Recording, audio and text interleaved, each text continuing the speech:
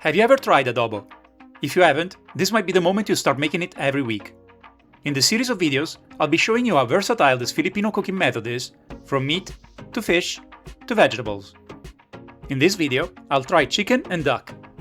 So let's begin with chicken adobo, or adobong manók in Filipino. I will start by dicing an onion.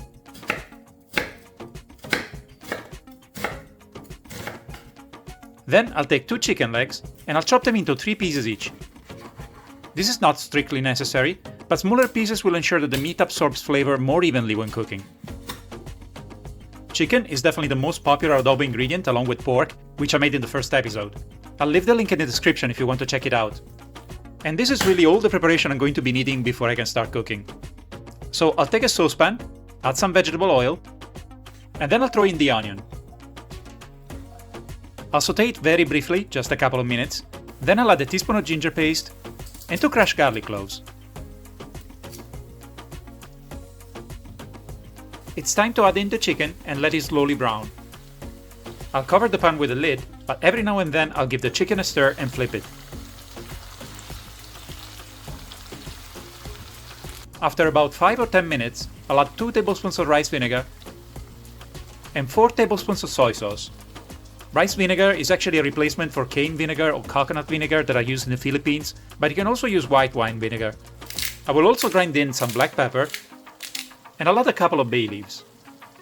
Lastly, some water, about a glass or 2, depending on how brothy you want your adobo to be. At this point, I'll bring it to a boil and I'll cover it again, letting it simmer for 10 more minutes, always on low heat. That's going to give me enough time to hard-boil 2 eggs. Hard-boiled eggs are not really specific to chicken adobo. They're a popular addition to other types of adobos as well. Once they're ready and peeled, I'll add them to the pan and I'll keep cooking my adobo without a lid for a few more minutes until the sauce is reduced to my liking. As usual, I'll accompany it with some jasmine rice. And here's what many consider the Philippines' national dish. Adobo might be your go-to recipe if you're looking to convert a few simple ingredients into a tasty and satisfying meal, in just a few easy steps. So I thought, why not try adobo with duck as well? It's adobong itik in Filipino. Once again, I'll slice an onion, and I'll cut 2 duck legs into relatively small pieces. This might take a bit longer as you have to cut through the bones, but I think it does yield a more flavorful end result.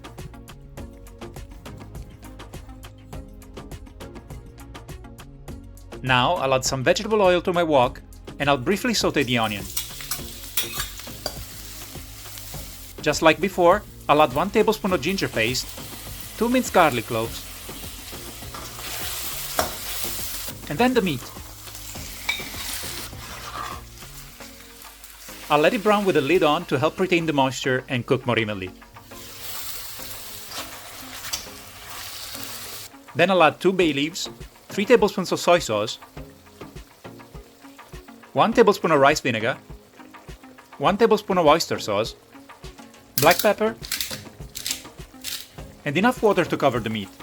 As I mentioned in the first adobo episode, onion, ginger and oyster sauce are additions to the classic, extremely simple adobo recipe, but you will often find them in many regional variants, and you can play with their amounts according to your own taste.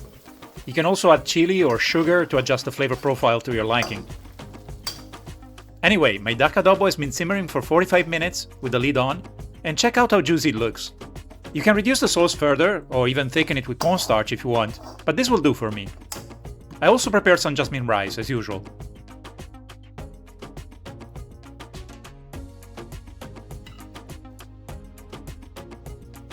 Delicious!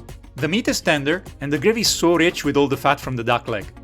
I think this one is my new favorite adobo, along with pork adobo, and it surely must be one of the best ways to cook duck, while not nearly as long and complex as duck confit or Peking duck. I'll show you more adobos in the next episodes, so stay tuned. Have you already tried adobo? Which one's your favorite?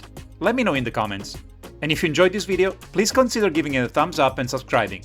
It's free, and it would truly help my channel. So, where are we going next?